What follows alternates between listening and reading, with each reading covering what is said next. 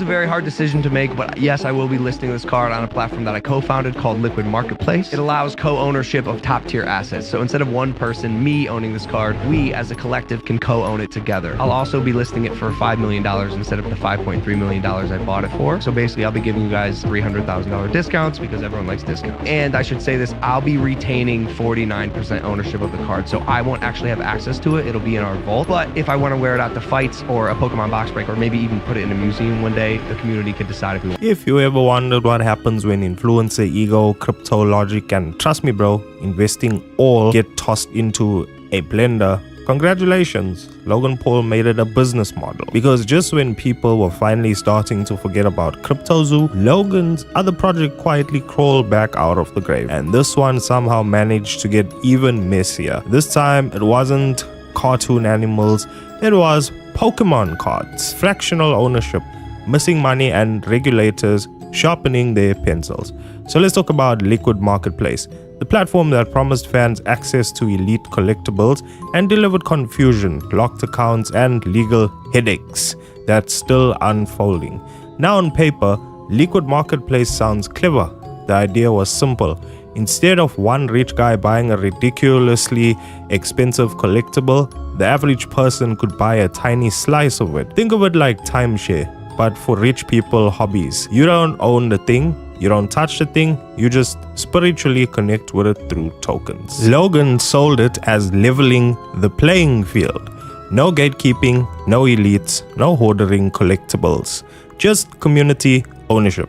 Which sounds wholesome until you realize the community never actually gets the keys to anything. The crown jewel of this whole thing was Logan's most famous flex, the Pikachu Illustrator card, the rarest Pokemon card on the planet. A card so expensive it shouldn't even be near air. That thing belongs behind bulletproof glass, with dramatic lighting, and a guy named Vlad who hasn't smiled since 2009.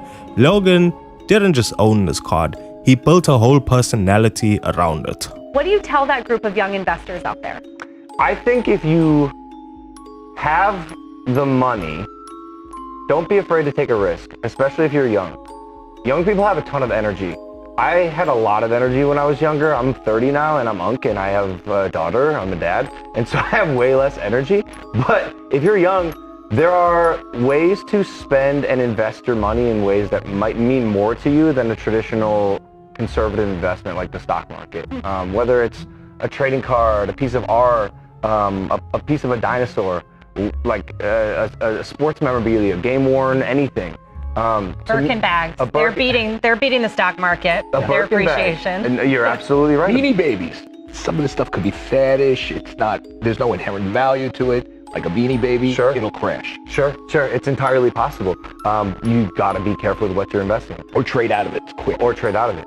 Wore it to a boxing matches, talked about it in interviews, used it as proof that he wasn't just gambling on shiny cardboard, but making smart alternative investments.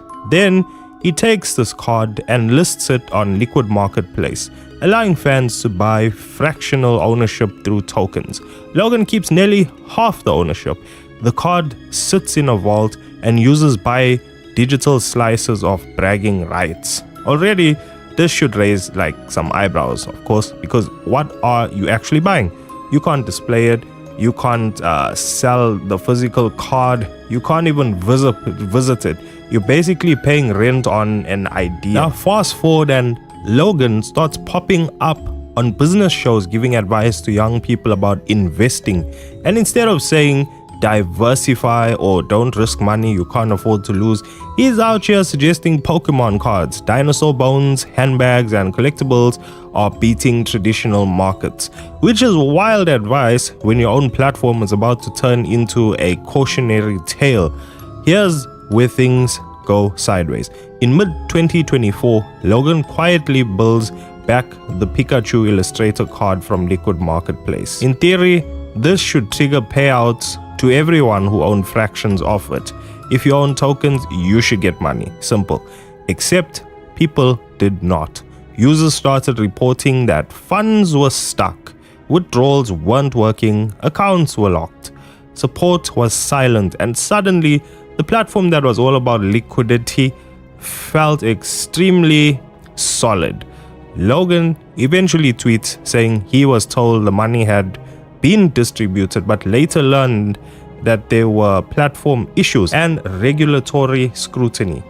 He positions himself like a concerned outsider trying to help fans recover their money. And that's where the internet collectively went, hold up. Because Logan wasn't just a random promoter. He publicly called himself a co-founder. He launched the platform. He was the face of it. Press releases, interviews, promotional videos, all tied Liquid Marketplace directly to him. You can't be the captain when the ship launches and suddenly become a passenger when it hits an iceberg.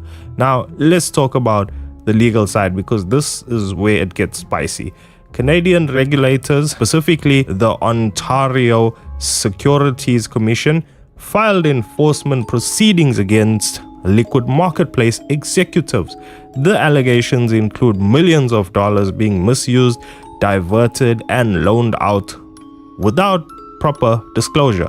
Even worse, investors claimed that many collectibles on the platform didn't even have proper legal structures backing the fractional ownership, meaning users thought they owned a piece of something, but legally they might have owned nothing. No contract, no enforcement rights, just vibes and screenshots. Important detail, Logan Paul was not named directly in the enforcement filing. And yes, his defenders will cling to that like a life raft. But optics matter. If your face is on the billboard, your reputation is tied to the fallout. And here's the recurring issue. This isn't Logan's first time getting involved in complicated financial products aimed at fans. Crypto zoo, NFTs, tokens, now fractional assets. Every time the pitch is innovation, every time the ending is chaos. At some point, coincidence runs out.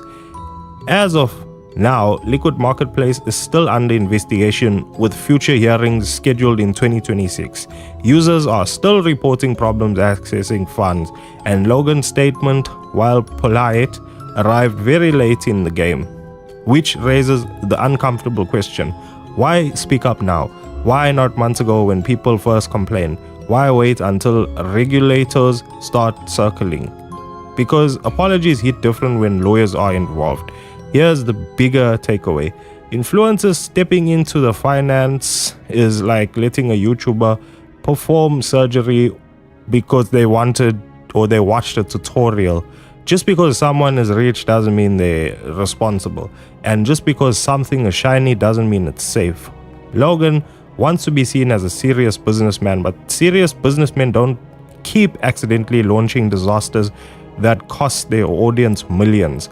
So what happens next? Maybe users get paid, maybe the platform collapses completely, maybe Logan Paul distances himself again.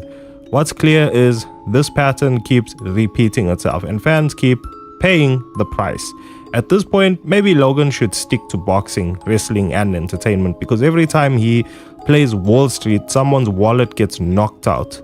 But that's just my take. Let me know what you think. Is this bad luck, bad management, or something more deliberate?